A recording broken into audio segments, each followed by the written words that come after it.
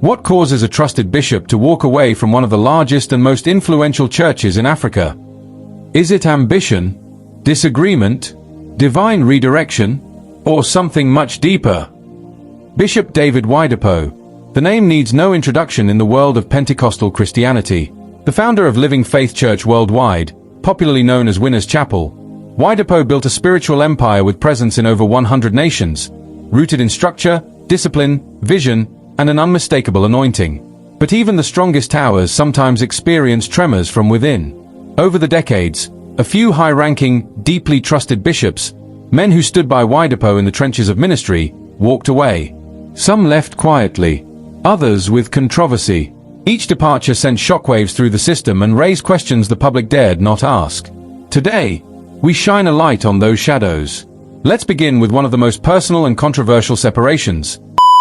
The story of Bishop Dayo Olutayo, a man bound to Oyedepo by blood and ministry, yet who still chose to leave. Who was Bishop Dayo Olutayo? More than just a bishop, he was Oyedepo's brother-in-law, a close family member.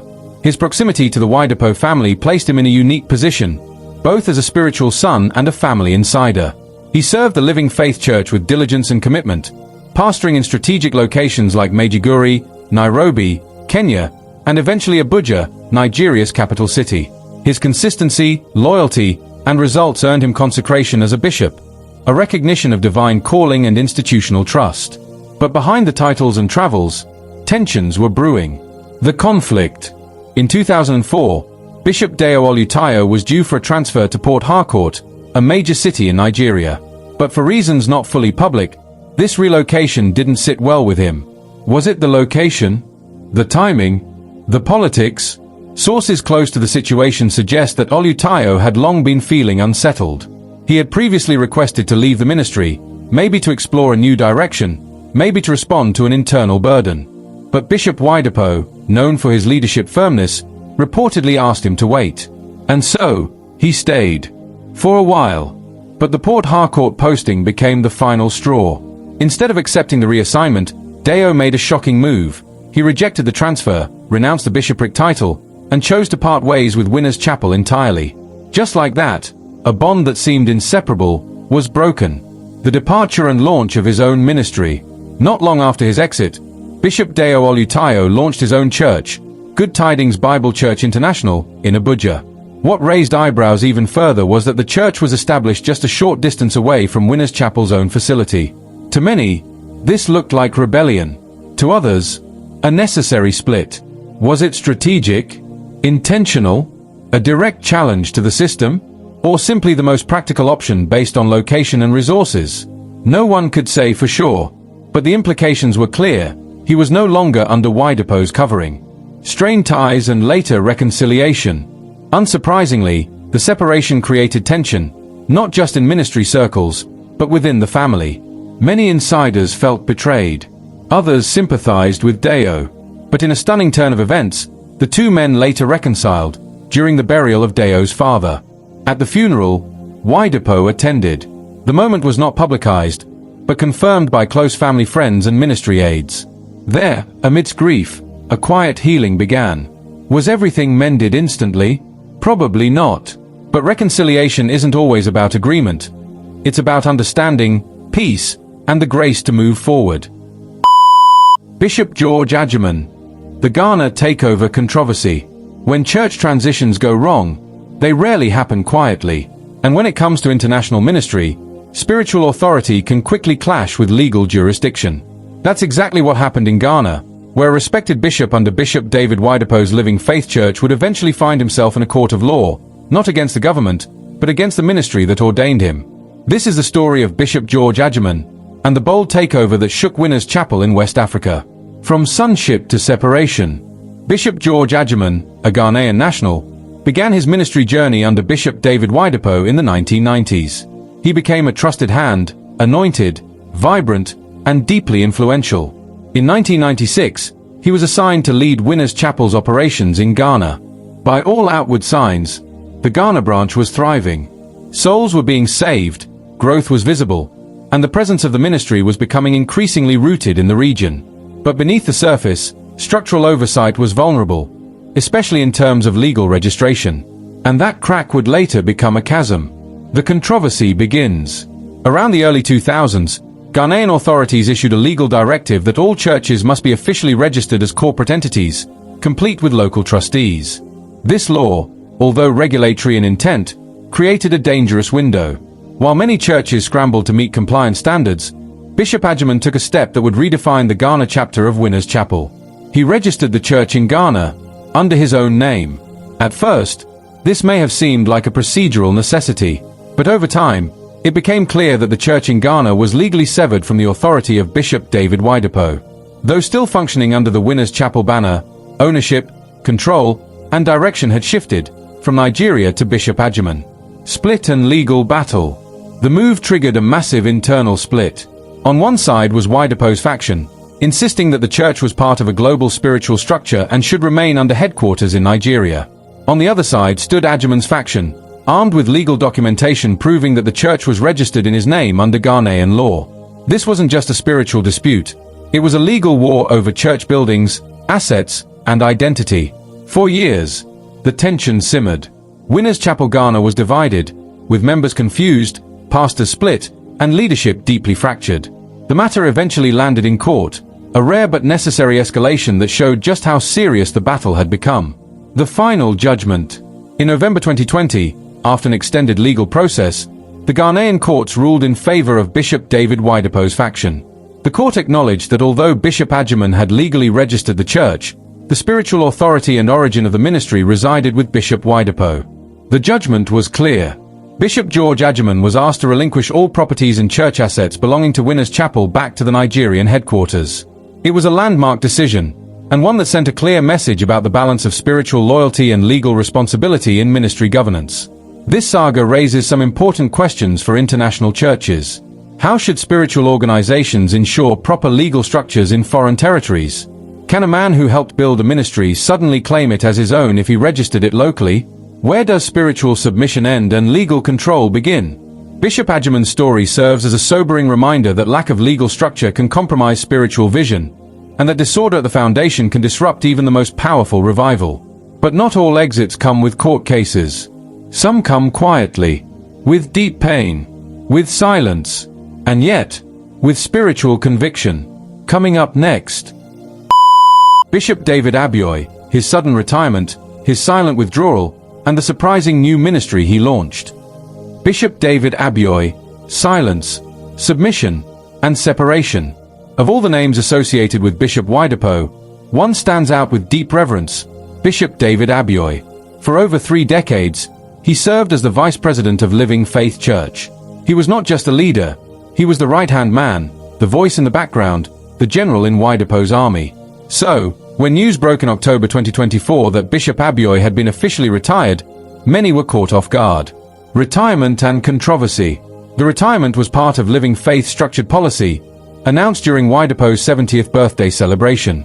It was honorable, dignified, and in line with the ministry's principles of generational transfer.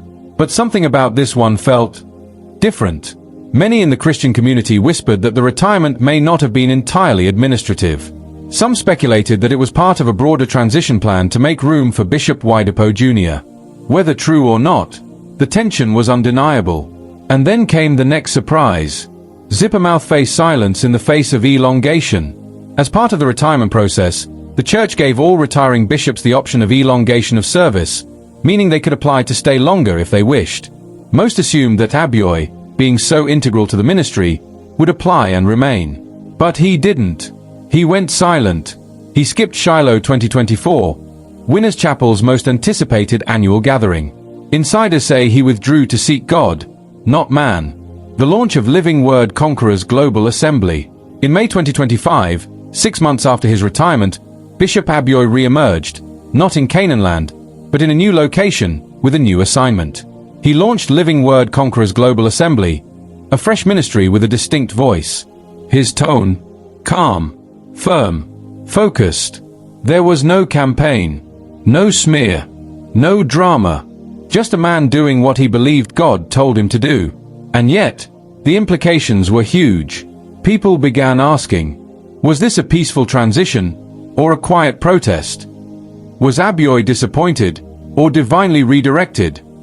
Did he leave, or was he led? Not every split is scandalous. Not every silence is bitterness. Not every separation is betrayal. Sometimes, God calls his generals to different battlegrounds. Bishop Abioye reminds us that you can serve faithfully and still move on gracefully. Obedience to God can take precedence over loyalty to systems. Quiet transitions can still carry loud messages. He has not attacked the ministry he once served. He has not thrown stones. He has simply stepped into a new season. From courts to callings, from family fallout to silent exits, these stories reveal the complex web of leadership, loyalty, and legacy within mega ministries. But above all, they remind us that God's call is personal, powerful, and sometimes painfully necessary. Comparative analysis. Why did they leave? As we explore the stories of these three prominent bishops, Dayo Olutayo, George Adjeman, and David Abioye, one thing becomes clear: each departure had a unique fingerprint. Yet, when studied side by side, certain themes and patterns begin to emerge. Let's break it down. Personal discomfort. Bishop Dayo Olutayo. For Bishop Dayo, the decision to leave the Living Faith Church appears rooted in personal discomfort and ministerial dissatisfaction. Though he had served in various cities including Maiduguri, Nairobi, and Abuja, the proposed transfer to Port Harcourt in 2004 was a turning point. According to reports, Dayo had already shown signs of wanting to leave and had expressed his desire to exit the ministry. Bishop Oyedepo, in a bid to maintain order, asked him to stay. But when the Port Harcourt transfer came, Dayo seized it as a final opportunity to part ways. His exit was voluntary but not entirely peaceful. It involved rejecting a bishopric, starting a new church near Winners Chapel, and later reconciling with Bishop Oyedepo at a family funeral. This case underscores how unmet expectations and personal discomfort can spark a ministry exit, especially when ambition and autonomy begin to outweigh institutional loyalty. Structural and legal tensions. Bishop George Adjeman. Bishop Adjeman's exit was far more complicated and public. At the heart of the matter was not personal desire or doctrinal disagreement, but legal and structural control.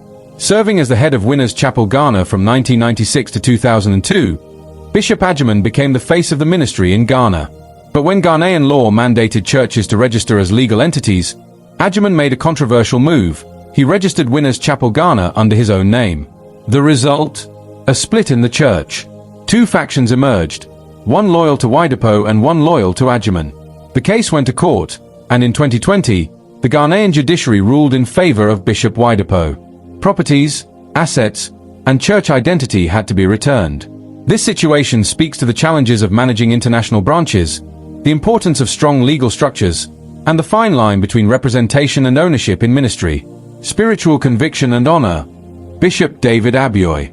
Perhaps the most surprising and most graceful exit came from Bishop David Abioye. As the vice president of Living Faith Church for over 30 years, many believe he would remain until the very end.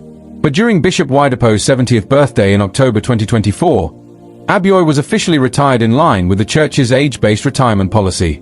While some thought he would apply for elongation of service, Abioye chose a path of quiet reflection. He absented himself from Shiloh 2024, sought God's face, and 6 months later, launched a new ministry, Living Word Conquerors Global Assembly. Unlike Dayo or Adjeman, there was no public fallout, no legal tussle, and no media drama. Abioye's transition was silent, honorable, and spiritual. This shows a dimension of leadership where personal conviction overrides titles and roles. It teaches that obedience to God may sometimes mean stepping away from familiar platforms. So, why did they leave? When we study all three cases together, we discover three different exit patterns. Voluntary with conflict, Dayo Olutayo. Legal power tussle, George Adjeman. Silent, honorable separation, David Abioye. These cases raise deeper questions. Are there flaws in the church structure that cause high-ranking leaders to leave? Are we witnessing the natural evolution of leadership and calling? Or are these tests of spiritual conviction, separating the ambitious from the obedient?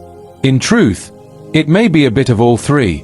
Oyedepo's response and legacy. Through all these transitions, one man has remained steady at the helm, Bishop David Oyedepo. So how has he responded? Maintaining order and vision. One of Oyedepo's consistent leadership strengths is his emphasis on structure and vision over sentiment. Even with family members like Dayo Olutayo or close allies like David Abioye, He has insisted on policies and order.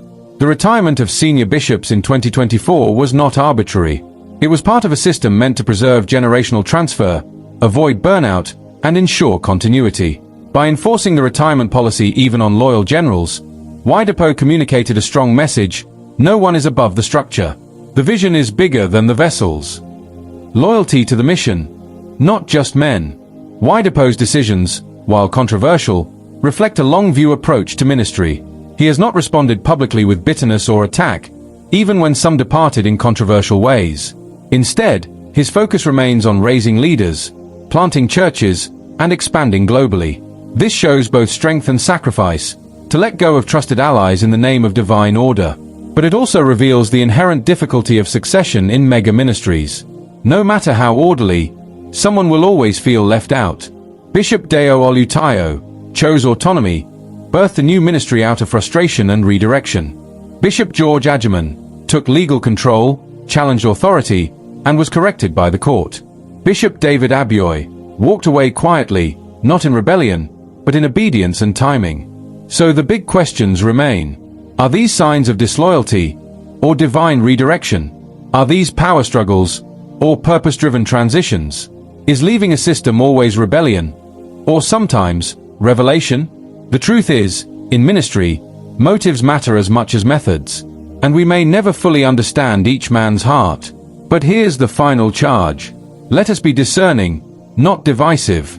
Let us honor those who stay and those who go.